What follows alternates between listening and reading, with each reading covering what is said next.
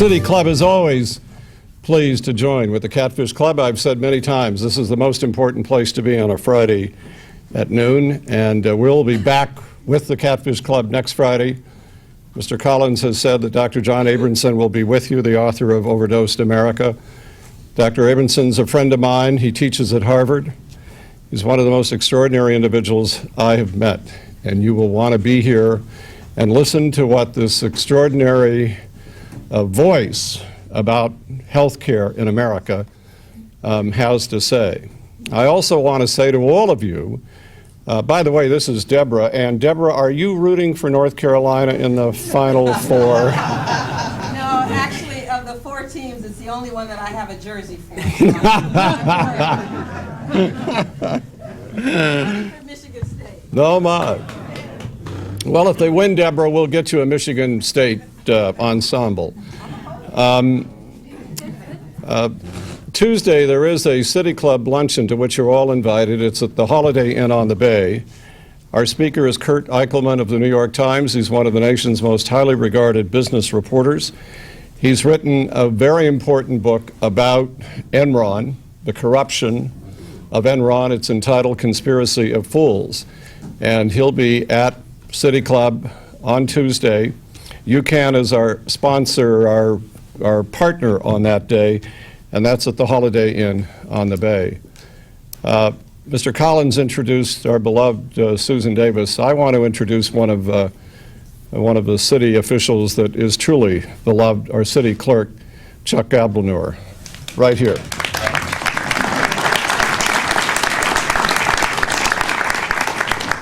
And I also want you to meet a wonderful delegation of students from Sarah and Met High Schools. They're here with Jill Badger and Stacy Brennan, their coordinators. Stand up, you all, so we can greet you.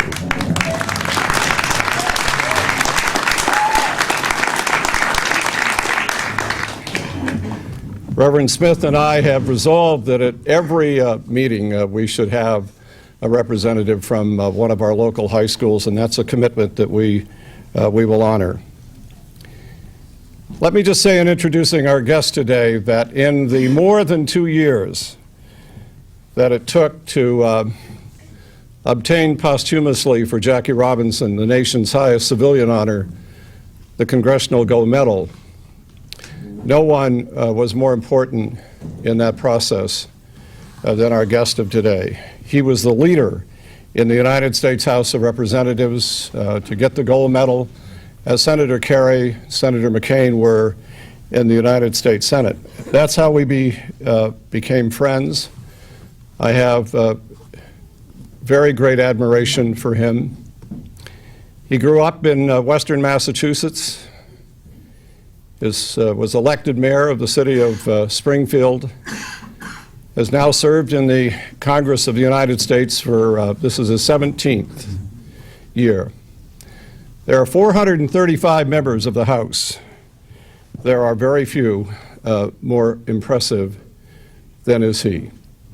And he's come today to talk about an issue that he feels compassionately about.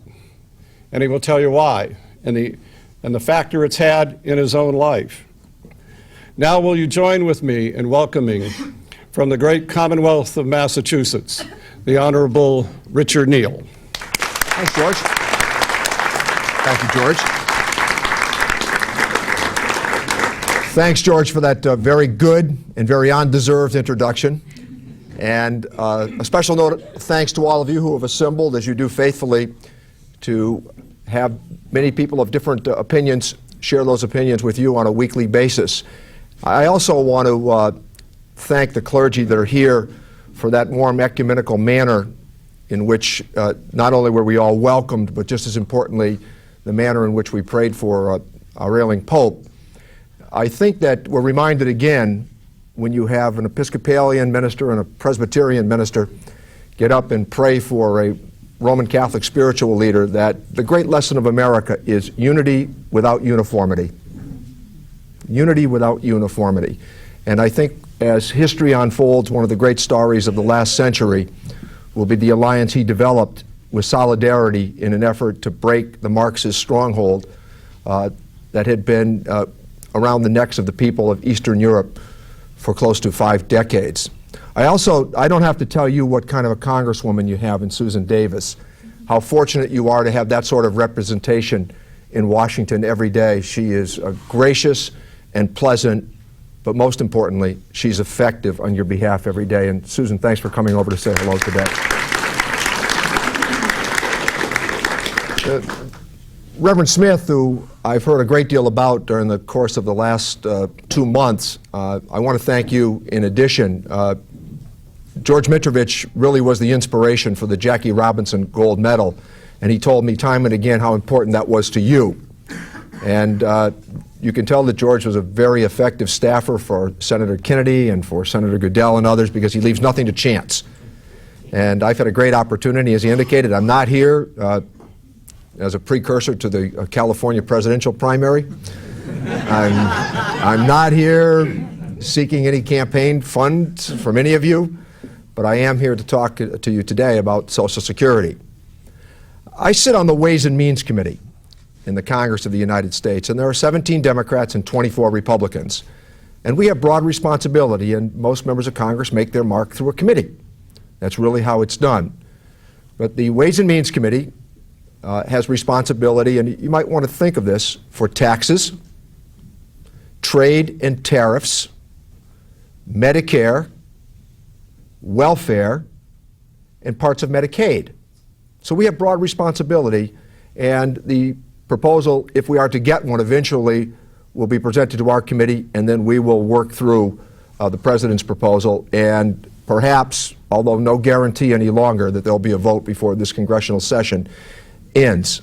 Now, the political system right now is doing precisely what it is supposed to do, as envisioned by Mr. Jefferson and by Mr. Madison, and up to this very moment, Mr. Bush and the Congress of the United States. And I suggest that to you because it's my belief that the American family are in the midst of a great conversation with each other. Now, I want to thank you especially today, and I'm going to needle the President for the next couple of minutes. When you came through that door this morning and now into the afternoon, nobody asked if you were a Democrat or a Republican or a Green Party member or a Libertarian or an Independent before you could hear a perspective on Social Security. I come from New England. We know something about town meetings. Your credentials are not checked at the door if you wish to speak. You come in and you stand up and you ask questions. That's what the town meeting is about. So when I watch the President's town meetings, I want to tell you something. They're not town meetings, because you have to be like-minded to participate. Since when is that a dialogue with the American people? So on our side, we've been trying to present this conversation. And to be candid with you, at the moment, I think we're doing pretty well. Many of my Republican friends, and I don't use this as a partisan criticism because Susan and I both have many Republican friends in the Congress, will say to me frequently the complaint of intrusive government. And then I will ask them, after hearing this complaint about this overreaching government, this intrusive government, well, would you really, if the opportunity availed itself, repeal Social Security? No, we don't have that in mind. Well, would you repeal Medicare? No, not really. Well, let me ask you, would you undo the Civil Rights Act of 1964? Oh, no. Well, would you undo the Voting Rights Act of 1965? Oh, no, we wouldn't do that. Well, what about the Environmental Protection Agency? Oh, no, we wouldn't do that either. Well, then you certainly wouldn't touch the Wilderness Act. Well, my friends, that was intrusive government, those examples. And that's why America is a much more equitable nation today, a much more fair nation. Now, I'm delighted that these young people have come over today to hear what I have to say, because part of the President's conversation is directed at them. He wants them to believe that Social Security will not be there for them. It is simply not true. Now, let me go into what I think is the greatest achievement domestically of any country in the history of the world, a defense of Mr. Roosevelt's initiative, Social Security. Roosevelt, friends, got it right with Social Security. If we were sitting in this room prior to 1935, half the people in America over 65 lived below the poverty line. Half the people. Today, that number is under 10%. Now, I'm not arguing that we should say, okay, we'll accept 10%, but I am suggesting that what an extraordinary achievement Social Security has been. It has added years to life and life to years. I'm going to talk a little bit about the great amendment to Social Security, Mr. Johnson's Medicare program, because I want to warn you of something. This Social Security debate is only a prelude to the Medicare debate next year. And the Medicare debate, for those of you in California, you really want to be mindful of the Medicare debate. Because I want to tell you that just having traveled into San Diego last night, I'd be willing to bet that among your biggest employers are your hospitals. And then I want to remind you that at least half their revenue comes from Medicare. And then if you put in Medicaid, that number probably creeps up towards 60%. And for those great teaching hospitals you have out here, remind our doctor friends that the taxpayers help to subsidize their education through what is known as graduate medical education, a component of Medicare. Very, very important to understand this, because this is a conversation that we have to have as members of the American family by what we mean government to be. Now, let me, if I can, begin to take a look at the president's proposal. He began by saying that Social Security was in crisis. Well, he doesn't use the word crisis anymore. Do you know why? Because the word no longer polls well. It's as simple as that. We all acknowledge in this room that there's a problem that confronts Social Security. Hardly a crisis. When you hear the word crisis, you think it's doomsday, it's tomorrow. If we did nothing, and I hope you're going to pay attention to this for just a couple of seconds. If we did nothing, and I'm not arguing that we do nothing, but if we did nothing to address Social Security right now, it would pay full benefits until at least the year 2042, and the Congressional Budget Office, which is a very accurate gauge of fiscal reality in America, says it'll pay full benefits without touching it right now until the year 2052. And after that, for the next 25 years, it'll pay 73 cents on the dollar. Mr. President, where's the crisis? This is about ideology. This is not about actuarial reality. Now, for those who are skeptical, I want to depict for you what I think retirement in America ought to look like. It ought to be a three-legged stool. Personal savings, which we ought to encourage everybody to more aggressively embrace, a private pension, and Social Security. Now, let me submit this to you. Right now in America, of the three, perhaps the surest bet is Social Security. It has never failed once in its history to meet its obligation on a date certain. And I ask you, for those who would suggest that we should rely just upon the private sector for retirement, think of those people at Enron. And how about WorldCom? And I want to tell you this, when I hear them say, well, there will only be 5 investment opportunities in Social Security, and it'll be cyclical. So as you get older, the investments will become more conservative year after year after year. Let me tell you something. Conservative commentators across this country just 5 to 10 years ago, when the dot-com boom was underway, they would have been arguing for more aggressive investment opportunities with your money. So then the president says, well, let's take out 4% of Social Security and let you invest it as you see fit. The cost of that over 10 years is $2 trillion. We're going to borrow. And over 20 years, about $4.5 trillion would be borrowed. Recall that since that money is transitional in cost, Somebody's got to make it up. Now, the president will often refer to those young folk back there by saying they could do better over the course of their lifetime in the stock market. Where is that guaranteed? Where is that a certainty that it'll be guaranteed? You know, like Susan, I frequently go to senior centers. And at the end of lunch at a senior center, one of the things you quickly come to grips with is that as lunch concludes, seniors frequently, if there's a piece of bread or a dessert, they will wrap it and put it in their pocket. Why? Because they grew up during the Depression.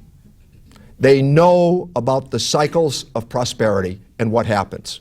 So let's say if we accept the premise of the stock market, what do we do if your investments go great guns until you're 63 years old? You know, you're 62 and you're saying, geez, was I smart. Look what happened. If I had listened to Neal and that bunch, I'd have only had this meager Social Security benefit, and look what's happened to me today. And then all of a sudden at 63, that market goes bust. It's Enron or it's WorldCom or it's the dot-com bust. Who is going to make up that retirement at that stage? And for those of you who are in your 40s, there is one actuarial debate that they're going to lose on this. You cannot make up, if you're 44 years old, the benefit of Social Security if we move to the president's plan right now, that what you would get from Social Security. Now, when I went to Washington, I want to give you an example because you're all going to identify with this when I offer it, except perhaps for the younger people that are here. When I went to Washington, we were in the midst of the S&L crisis. How many banks in California went under with the S&L crisis? And the federal government of the United States guaranteed everybody's deposit. You know that nice little sign, FDIC, when you walk in, guaranteed up to $100,000, your savings were taken care of. But I want to ask you this. You know and I know one of the problems with the S&Ls, it was pretty simple. People that might have been selling used cars on one day were opening S&Ls on the next day. Not only did they gave plenty of bad advice. One of the best things about Social Security is this, and everybody in the room virtually can contact their Social Security office and they will tell you right now what your benefit is about to be on a date certain when you retire. You know what it's to be. It's that three-legged stool. You can count on Social Security. It's reliable. Now, when we move back to the president's investment plan, let me just say something because I think this is really fascinating. For weeks, and he's been on the campaign trail now for 27 days, and I'm trying hard to match him, as we all are. But for weeks he was saying that he was going to fix the Social Security problem. 2 weeks ago, he acknowledged that his plan does not address the issue of solvency. It doesn't speak to the issue of solvency, and we should be mindful of that in this debate as well. Now, when we hear these kids say, well, Social Security's not going to be there. Well, you know what? If you elect the right people, it's going to be there. Because we're going to stand with you. And I asked these kids that are here today and some of the younger people that I had a chance to meet on the way in, do you really object to 6.2% of your payroll tax going to help your grandparents out? If we were sitting in this room in the year 1900, this young lady's life expectancy was about 46 to 47 years old in the year 1900. In the year 2000, her life expectancy is headed toward 83. And for males, it's at just about 80. I think Roosevelt and Johnson got it right on Social Security and Medicare. You can see how our seniors live. And I want to give you a kind of sensitive argument right now to the young people that are here as well. One of the reasons that mom and dad are not living in your attic is because of Social Security and Medicare?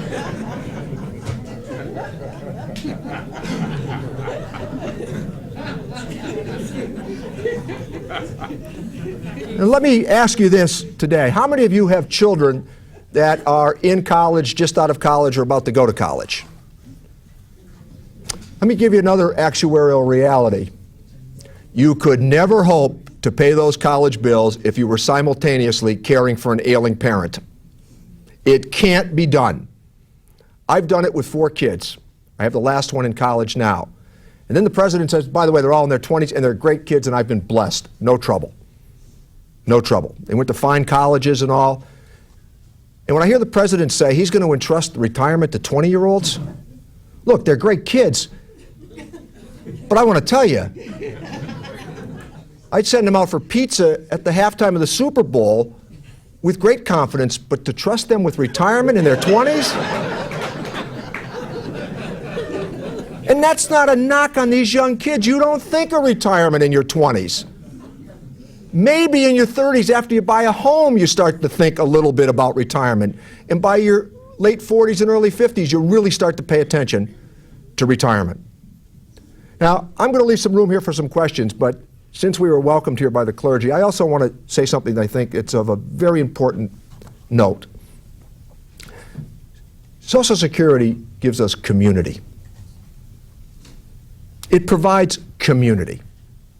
Nobody's to be abandoned and nobody's to be left behind. That's the great test of America. Now, lastly, just before I get to the question and answer session, I know something about Social Security. I was raised on it. The president has never spoken to the issue of survivor benefits. 30% of Social Security goes to survivor benefits and to disabilities. 30%. My mom died when I was 13. We went to live with an aunt and a grandmother because my dad couldn't keep us together. And he died when I was 18. I went to college on Social Security with 2 younger sisters as well. And the president hasn't spoken to that issue once. Survivors' benefits. In Denver yesterday, this fellow raised his hand. He said, "That's how I did it, Congressman." We all pay in, and then eventually we all derive the benefit. And lastly, I almost missed this, but I mentioned to George yesterday, and I asked him how I might handle it. But he thought it was very important to take the issue on head on. The president is using this additional argument. He's dropped this one as well, by the way, because we've challenged him on his data. He's saying that African Americans don't live as long as Caucasians, so they don't derive the same Social Security benefit. No. Here's the issue, Mr. President. There are higher infant mortality rates. It's almost 2-to-1, the disparity between blacks and whites in America. That's the reason for his averaging over a lifetime. But what you want to pay attention to is this. From the time you begin to pay into the Social Security system and at the time you begin to draw down the benefit from the Social Security system, the disparity is about 1.5 years. I'm not apologizing for it. I'm not saying it's right. We have to keep working on it. And we certainly should be working on infant mortality issues as well. But when he used that argument and we finally challenged him on the Social Security part of it, they dropped that argument as well. So I'm hoping that we're going to engage this debate in Washington as members of the American family, but all of us are members of the American family. But I defy anybody to tell me of a greater achievement in the history of the world than Social Security. Thanks for being such a great audience, and I'll be happy to take some questions.